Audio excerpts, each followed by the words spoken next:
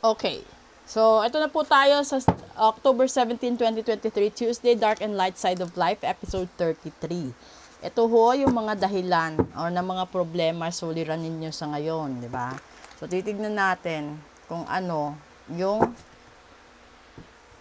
sanhi, punot dulo ng problema. At ito naman sana yung mga kabutihan or blessings sana, no? Kung hindi tayo nagkaroon ng mga pagkakamali. Ay, lalamunan. Okay. Yan na, 'di ba? Kukuha ko dito ng tatlo at barang agad. Ay, pangalawa, Eight of Cups abandonment.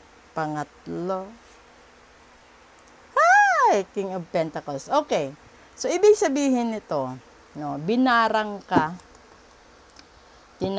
binarang mo, no, yung taong iniwan ka, tinalikuran ka, no, dahil yung dahilan kaya mo siya binarang, pinakulam kasi mahalaga siya yung buhay mo na buong akala mo hanggang dulo na kayo na, no.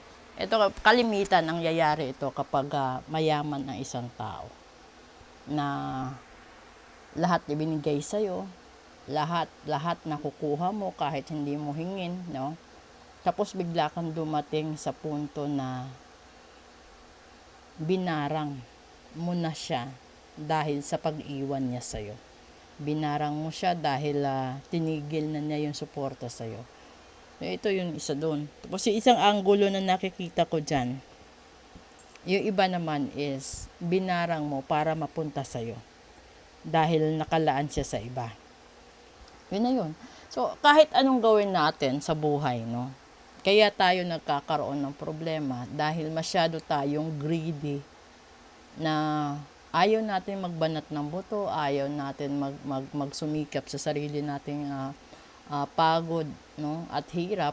Gusto natin yung shortcut lang. Dumating yung panahon na tinalikuran tayo, inabandon na tayo, iniiwan tayo. Kaya sa sobrang galit mo, ng barang ka, ng kulam ka, no, yung iba ginayuma, sinumpa, ganun. O di ang sama ng dating, ang sama ng karma, 'di ba? You have the bad karma. Pero tignan natin kung hindi mo binarang, ano ba yung mangyayari dapat? Nine of Wands.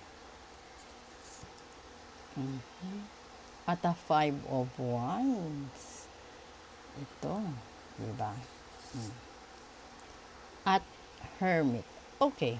Ito na 'yon, 'di ba? So kung ikaw naghintay, nagtiis ka, no, para matagpuan mo yung talagang taong para sa iyo, nakalaan sa iyo, kahit anong conflict, kahit anong away yung pagdaanan mo, matatagpuan mo siya sa kahit madilim na sitwasyon. So, ito yun. Relasyon talaga ang punteriya ng message na ito ngayon. Ibig sabihin, huwag kang gumamit ng spiritual na pamamaraan para makamit mo or manakaw mo yung isang taong nakalaan sa iba. No? Sana fair na away or fair na relasyon. Kung ayaw niya sa'yo, hayaan mo na. Kasi, kung noon, naging mabuti ka sana, siguro hindi ka iniwan. Kasi itong taong ito, matured na, matalino, mayaman, no? Marami na siyang nagawa na experience sa buhay. So, ikaw, kung hindi mo siya kayang libelan sa mga rules and regulations niya, kung hindi mo siya kayang tapatan, ibig sabihin darating ka talaga sa punto na tatalikuran ka niya. At yan nangyari na nga, di ba? Nung tinalikuran ka, nawala lahat sa buhay mo, nawala lahat ng karangyaan. Pero kung hindi ka nagmadali at naghintay ka, kahit marami kang dinadaan ng problema, maraming unos, maraming kaaway, kahit sa madilim na sitwasyon, matatagpuan mo ang taong para sa'yo. Kung ipagpalagay man natin na sa larangan ito ng trabaho, ng negosyo, ng pera, talagang kailangan mo paghirapan. kailangan mong pagtrabahuan para makita mo yung mga bunga ng pinagpaguran mo. Huwag kang mangagaw ng gamit ng iba, huwag kang mangagaw or huwag kang manira ng tao dahil lang sa nagtagumpay siya sa buhay niya. Kasi yung taong nagtagumpay sa buhay niya, lalo na sa sariling sikap niya, hindi yun nangyari sa isang iglap lang or sa isang kisap ng mata. Dumaan siya sa matinding paghihirap. Yung iba nga, di ba, yung overseas, lalo na yung mga DH natin, ang dami nilang pinagdaanan. Hindi natin alam po ilang meals ba yung na-skip nila dahil sa sacrifices nila. Hindi natin alam kung saan sila natutulog. Pero ang alam natin, sinasabi nila okay sila. Yung may mga ganon. Tapos yung mga seaman, ganon din. Ang sasabihin mo, okay sila. Pero hindi mo alam, doon pala sa barko, tagahugas ng kubeta, tagahugas ng pinggan, tagalinis ng sahig, tagalinis ng kung ano-ano. 'Di ba? Sa kahit saang propesyon, lalong-lalo na sa mga overseas natin, huwag niyong sabihin na nasa Amerika sila or nasaan sila, mayayaman sila. No. Kasi bago nila kinita yung mga pera na yan, nadaanan nila yung minsan mapilayan sila, minsan magkasakit sila, minsan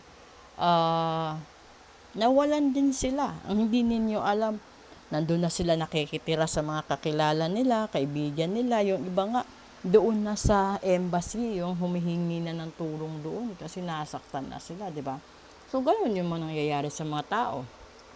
So, sana, matuto ka na gumawa ka ng sarili mong strategy sa buhay. Magtiis ka. Kahit anong chaos yung matatanggap mo or kahit anong conflict ang mapapagdaanan mo sa buhay. There is always a light at the last end of your tunnel, di ba? Merong ilaw at merong pag-asa. Minsan nga lang, nagmamadali tayo kaya mas lalong matagal. So, yung gagawin mo, keep moving without expecting it to happen in a wink of an eye. Kasi minsan masyado tayong mainipin, no? Kasi ganito, ganyan. O, di wala na. O, di ba? So, sana na-enjoy nyo ito. Sa gustong bumili ng oracle card, tarot cards, no? Isasabay ko, ilalagay ko yung link dyan para meron din kayong mapabilhan, no? Tapos, wala lang. Depende kasi may nagtanong sa akin kung saan ko nabibili yung mga cards na ganito. Yung iba overseas, yung iba naman locally. Pero kung gusto niyo magkaroon din ng sarili niyong collection, you can check the yellow basket.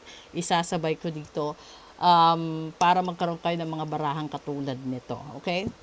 So, maraming salamat po talaga sa inyong mga suporta. Bye!